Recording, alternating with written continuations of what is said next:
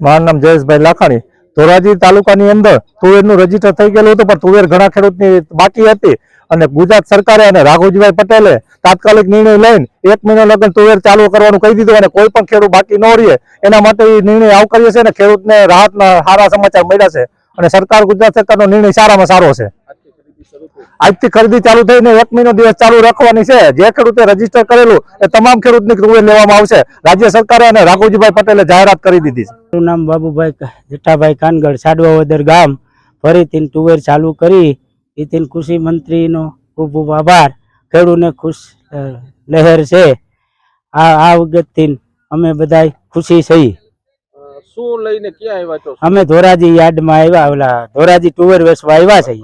ખરીદી સરકારની કેન્દ્રમાં ટેકાને ભાવે ખરીદી ચાલુ છે. અમે તુવેર લઈને આવ્યા છીએ. મેં પાછું ચાલુ કર્યું એના માટે આભાર. કેવા ખુશ છો સરકારના નિર્ણય? કાંઈ ઘટે નહીં, ખરેખર હારામાં હારું છે.